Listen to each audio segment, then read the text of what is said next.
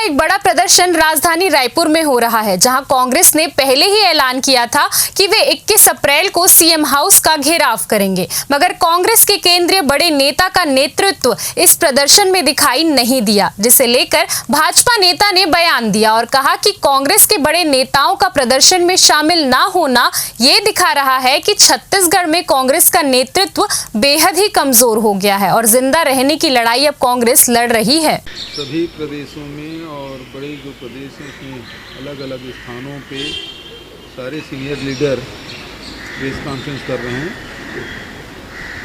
और मुख्य रूप से बात यही है कि कांग्रेस पार्टी हमेशा आम जनता के मुद्दों को लेकर लड़ाई लड़ती है, चाहे महंगाई हो, बेरोजगारी हो या सार्वजनिक उपक्रमों को बेचने का मुद्दा हो, चाहे संविधान का मुद्दा हो, संविधान की रक्षा करने की बात हो।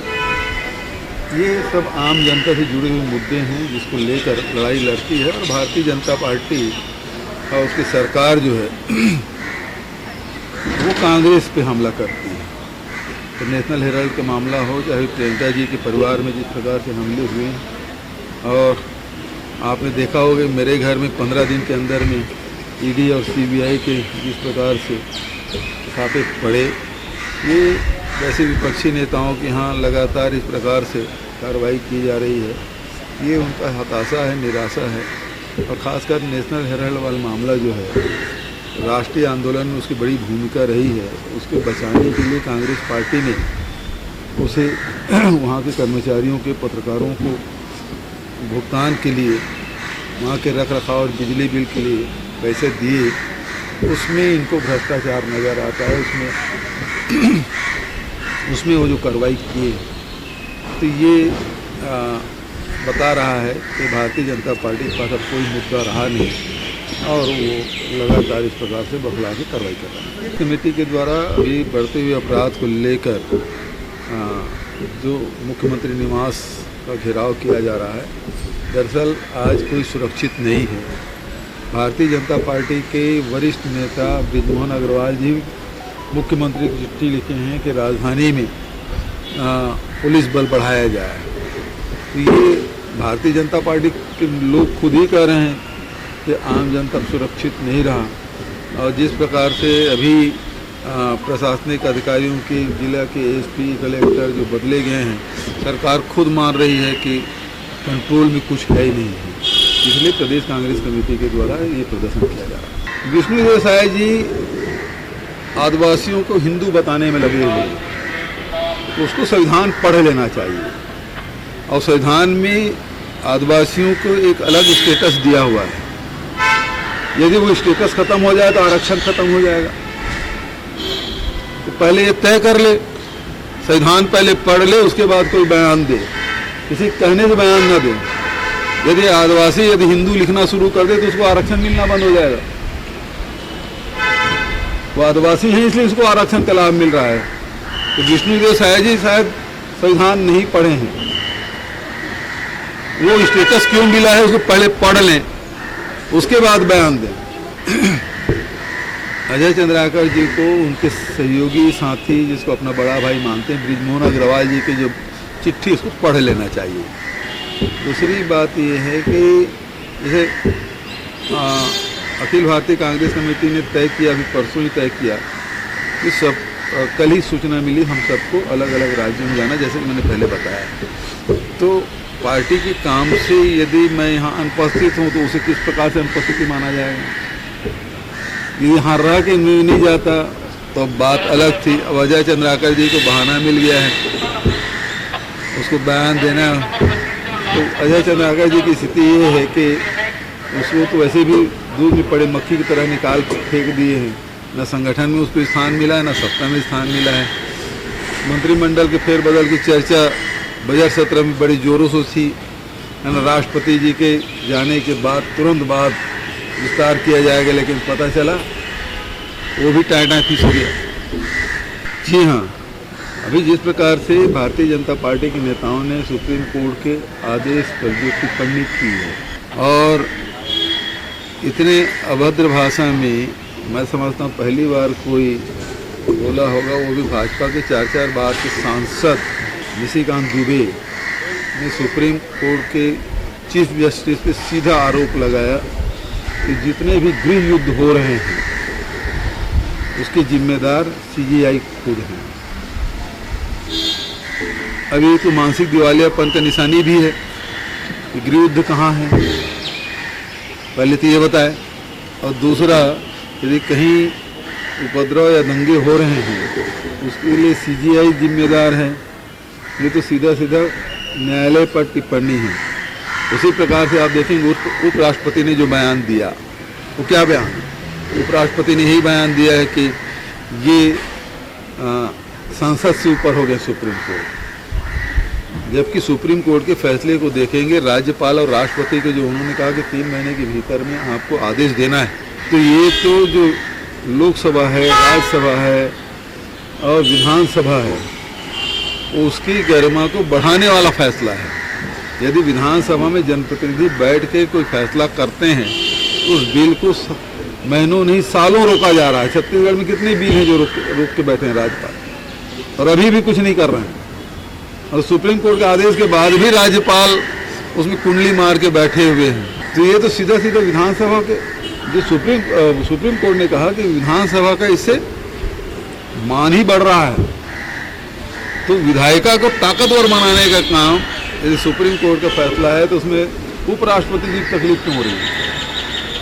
और रही बात यह है कि उन्होंने 2-3 बातें कही, उसमें एक बात यह है कि जो एक जज के यहाँ जला हुआ नोट मिला है उस पर FIR नहीं हो रहा है। तो उपराष्ट्रपति जी से मैं कहना चाहूँगा कि जले हुए नोट तो दिखाई दे गए, लेकिन प्रधानमंत्री केयर फंड उसके बारे में कब बोलेंगे? नोटबंदी में कितना पैसा आया उसके बारे में कब बोलेंगे? उसके बारे में ही बोले। बीजेपी के वरिष्ठ विधायक अजय चंद्राकर ने कहा कि देश भर में कांग्रेस में कोई बड़े नेता नहीं है। कांग्रेस में एक परिवार के मुखिया उनके नेता हैं। परिवारवादी पार्टी में बड़े नेता नहीं होते। क्या देश में कांग्रेस के बड़े नेता नहीं है जो इन्हें सपोर्ट करने तुरंत पहुंच सकते थे? मगर ऐसा नहीं हुआ। ये केवल अस्तित्व की लड़ाई लड़ने की कोशिश में लगे हुए हैं, जहां उन बातों को सामने रख रहे हैं जो अर्थ नहीं है। कांग्रेस ने जब संविधान में कांग्रेस ने कितने बार संशोधन किया उसे बताया नहीं जा रहा है। कांग्रेस को जिंदा रहना और जिंदा देखना भी, इसके लिए ये सब उपक्रम है और मेरी सहानुभूति है उनकी कोशिशों में। लोकतंत्र में हिस्सेदार बने रहेंगे, छत्तीसगढ़ में विपक्ष की भूमिका निभाते रहेंगे। ऐसा है कि बड़े आप लोग मानते हैं, बड़े नेता है नहीं कोई वहाँ। पूरे प्रदेश में, पूरे देश में कोई नेता नहीं है। और सिर्फ कांग्रेस के साथ नहीं, जितनी परिवारवादी पार्टियां हैं वो सबके साथ परिवार के मुखिया लोग नेता हैं। कोई जन नेता थोड़ी है किसी। जनता की स्वीकृति प्राप्त होती तो जो क्षेत्रीय लोग हैं अपने दम पे जीत के आ जाते हैं, कभी कभी बीच में एक आध बार। निरंतरता में कोई परिवारवादी पार्टी कांग्रेस भी है और कोई परिवारवादी पार्टी में कोई नेता नहीं है। आप लोग बड़ा नेता मत बोला करें किसी को। देखिए क्या होता है, जब भी कोई नवाचार होता है इस देश में, माननीय प्रधानमंत्री जी ने वक्फ बोर्ड संशोधन माने एक नवाचार है। इस संशोधन के पहले विधानसभा में मेरा एक प्रश्न था, ये कानून आने के पहले, उसका उत्तर पढ़िएगा। कौन लोग और कितनी जमीन में कब्जा है और क्या उपयोग हुआ है, कितने फायदा हुए हैं। अपन छत्तीसगढ़ से ही उनको देखें ना, फिर देश भर में बात करेंगे। तो एक कुछ भी करो तो भेड़िया आया, भेड़िया आया, भेड़िया आया चिल्लाने लगते। इससे आगे का नारा जानते ही नहीं। वो कुछ भी करो भेड़िया आया शुरू हो जाएंगे, कुछ भी करो। और मैं कई बार कांग्रेस वालों को बोलता हूँ, ये सब उपाय देश वेश के लिए नहीं है, इसलिए तुमको जन समर्थन नहीं मिलता। तुम लोगों का एजेंडा है राहुल गांधी को प्रधानमंत्री बनाना, मोदी जी का एजेंडा है देश को महान बनाना। दोनों में बेसिक अंतर है और इसी के कारण तुमको सफलता न मिली है न मिलेगी आगे। शासन में ये निरंतरता के काम रहते हैं। मंत्री महोदय के पास माननीय मुख्यमंत्री जी का दिल्ली जाना आना, मिलना, मार्गदर्शन, मीटिंग, बैठक। और सबसे बड़ी बात जो है 31 मार्च 26, और अभी तो एक गांव नक्सल मुक्त भी घोषित हो गया, तो एक मजबूत कदम तो बढ़ रहा है, दिख रहा है। भाई उनको लेटर कौन लिख रहा है, क्या लिख रहा है, इसको सत्यापित करना बड़ा कठिन काम है। उनको सार्वजनिक रूप से मीडिया को बुला के, आपको सामने बुला के कहना चाहिए कि साहब मैं नेता हूँ और मैं अधिकृत व्यक्ति हूँ पोलित ब्यूरो का या सेंट्रल कमेटी जो जो उसके संगठनात्मक ढांचे होंगे उसका मैं प्रमुख हूं और मैं वार्ता के लिए अधिकृत हूं, ऐसा उनको बताना चाहिए। 10 ठो भाषण चिट्ठी लिखने के बजाय आपके सामने आके, समाज के सामने आके जो भी विषय में वो निकाल रहे होंगे उनको ये जरूर बताना चाहिए होगा या बताना चाहिए कि कांग्रेस ने अपने कार्यकाल में संविधान में कितने बार संशोधन किए, आपातकाल किसने लगाया, मानव अधिकारों को सस्पेंड किसने किया, न्यायपालिका के अधिकार को आपातकाल के दौरान सस्पेंड किसने किया, सेंसरशिप किसने लगाई, साबानो प्रकरण में संविधान संशोधन के औचित्य क्या थे, इन सब विषयों को भी उसमें जोड़ के बताना चाहिए। कांग्रेस का संविधान बचाओ अभियान कल से कांग्रेस जहां 40 दिन के प्रदर्शन कर रही है संविधान को लेकर, वहीं कांग्रेस के नेताओं को ये भी बताना चाहिए कि कांग्रेस शासनकाल में कितने बार और कब कब संशोधन किया गया संविधान में। चंद्राकर ने कहा कि कांग्रेस ने कितनी बार संशोधन किया है ये पहले कांग्रेस बताए। 43 डिग्री तापमान में घर से निकलकर बताकर दिखाए, केवल पेपर में छपवा लेने से नहीं होता। कांग्रेस में अंबेडकर के प्रति प्रेम भावना कैसे जाग गई, कांग्रेस की दृष्टि में परिवर्तन कैसे हुआ, पहले ये बताए। 43 डिग्री में घर से निकल के बताएं, पहले पेपर में छपवा लेना अलग विषय, घर से निकल के बताएं। किसी गांव की तस्वीर भेजना बोलना ना, सिस्टम खड़ा करें। हम लोग जब किसी अभियान में जाते हैं तो हमको सरल ऐप में डालना होता है कि हम कहाँ गए, कौन से अभियान में गए। कल हम धमतरी गए थे यदि तो हमने डाला है, कल फिर हम जाएंगे तो हम डालेंगे सोशल मीडिया में या कहीं पे। तो वो अपनी गतिविधियों को बताएं तो कहाँ पे किया, कैसा किया, कितने लोग रहे, क्या हुआ उसको, और उसको जो मैं विषय बताया वो जरूर जनता को बताएं। कांग्रेस के संविधान के साथ छेड़छाड़, उनके कुकृत्य जो हुए हैं, उनको किए हैं, उनको जनता के सामने लाएं और साथ में बाबा साहब अम्बेडकर जो संविधान के निर्माता हैं उनके साथ कांग्रेस का व्यवहार और दृष्टिकोण कैसा रहा है उसको बताएं। अचानक अम्बेडकर जी के प्रति, बाबा साहब के प्रति प्रेम का कारण क्या है ये भी बताएं। अचानक इस साल 2 साल में बाबा साहब के प्रति उनका प्रेम कैसे उमड़ रहा है, इनको बताना चाहिए। दृष्टिकोण में परिवर्तन उनका किन कारणों से हुआ उसको। माननीय अमित शाह जी ने लोकसभा में जोरदार उत्तर दिया था अखिलेश यादव जी को, आप लोगों ने सुना होगा। हम घर से नहीं चुनते, हमको तो करोड़ों के बीच से चुनना है तो उसकी प्रक्रिया करनी पड़ेगी। अभी बेबी राजा सीपीएम के महासचिव चुने गए, किसी को पता चला क्या कब चुने गए, कितने लोगों के बीच में चुने गए, कहाँ पे चुनाव हुआ, वो है ही इतने लोग। और यहाँ तो गांव से शुरू होता है। मैं कुरुद विधानसभा को उदाहरण दे दूं, 250 बूथ है, मान लो वहाँ 237 बूथ है। 237 बूथ से चुनाव होते हुए अभी मंडल, जिला, प्रदेश ऐसा चलता है राष्ट्र तक। कांग्रेस के साथ बताया ना, और ढांचा ही नहीं ऐसा है। कभी वो बोलते थे छत्तीसगढ़ मॉडल, कभी गुजरात मॉडल, कभी तेलंगाना मॉडल। कांग्रेस का कोई मॉडल है नहीं। कभी पंजाब मॉडल बोल देते थे, अभी एक मॉडल है गुजरात का, वो हम क्या जानेंगे।